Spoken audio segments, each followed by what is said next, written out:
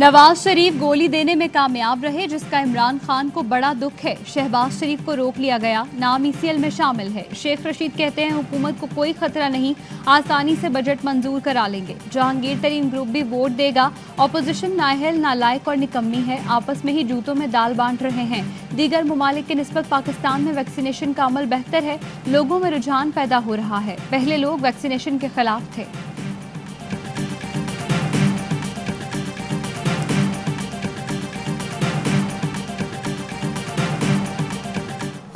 विफाकी सरकारी तालीमी इदारों में पहली से चौथी, छठी और 7वीं क्लास को बगैर इम्तिहान प्रमोट करने का फैसला।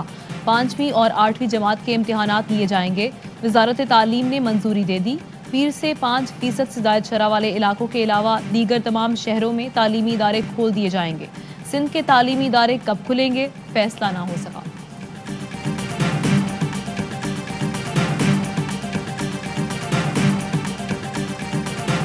हुकूमती इक़दामात से मुल्क में कोरोना में मुसलसल कमी। केस मस्बत आने की शरह 3.1% रह गई। 24 घंटों में 1629 नए केस रिपोर्ट और 76 मरीजों का इंतकाल हुआ।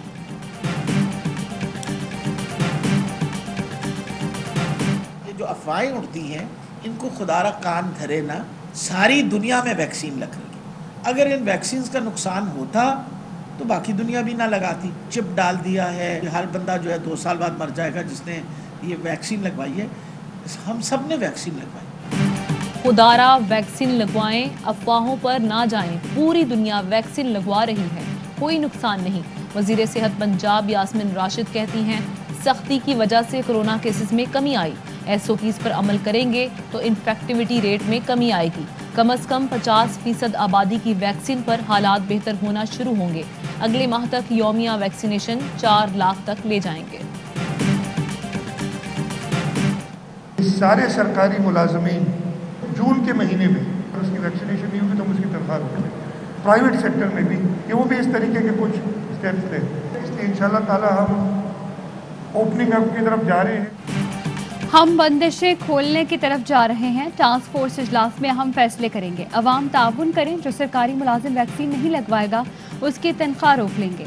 दुकानदार और प्राइवेट सेक्टर भी वैक्सीन लगवाएं। वज़ीर आला सिंध कहते हैं पंजाब, बलूचिस्तान और खैबर पख्तूनख्वा तरक्की करें तो इसकी खुशी है, मगर सिंध के साथ ऐसा सलूक क्यों किया जा रहा है। बजट से 2 दिन पहले NEC की मीटिंग का क्या फ़ायदा। वज़ीर आज़म को ख़त भी लिखा, मगर लगता है बहरों से बात कर रहा हूँ।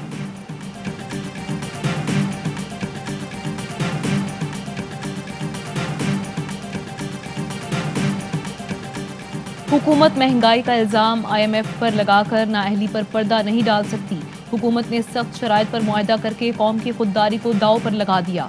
बिलावल भुट्टो की तनकीद, कहा मुर्गी के गोश्त की कीमतें बढ़ाकर PTI अशराफिया ने अरबों रुपए कमा लिए। अब कीमतें कम करके इसका क्रेडिट भी लिया जाएगा। अवाम की जेबों में पैसा नहीं। इमरान खान बजट में अराकीन असम्बली को अरबों रुपए से नवाजने का मंसूबा बना रहे हैं।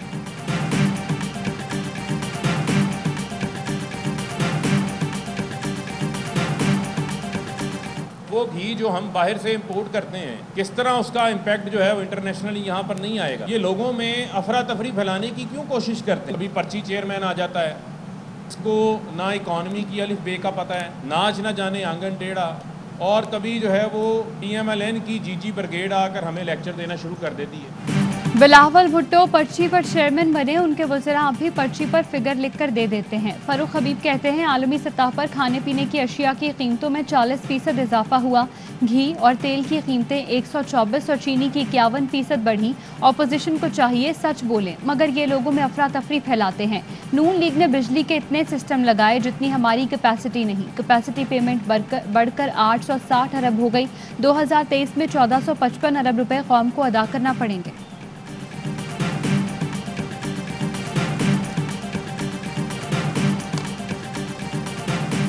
कराची में मतला जुज़वी अबर आलूद, सूरज और बादलों की आंख मचोली। रात गए कई इलाकों में बूंदाबांदी। बारिश के चंद कतरों ने के इलेक्ट्रिक की कारकर्दगी का पोल खोल दिया।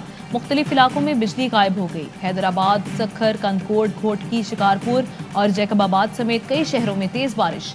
बिजली का निज़ाम दरहम बरहम। 9 शहरों फेरोज में छतें और दीवारें गिरने के वाक़यात में 3 अफराद जाँ बहक, 8 जख्मी। सखर में खातून जाँ बहक और 7 अफराद जख्मी हुए।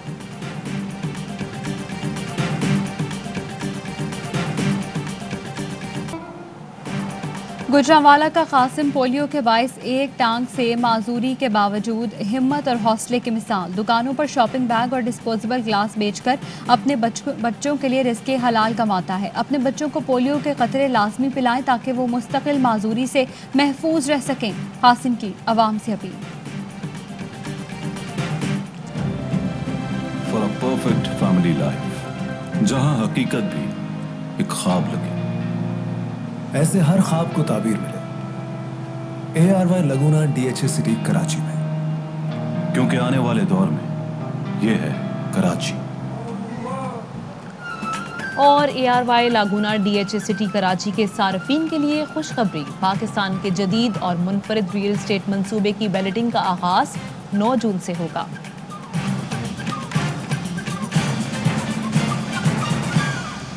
हेडलाइंस आपने जानी।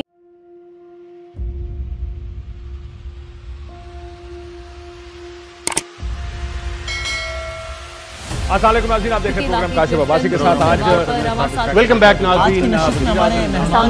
सवाल के साथ मैं हूं।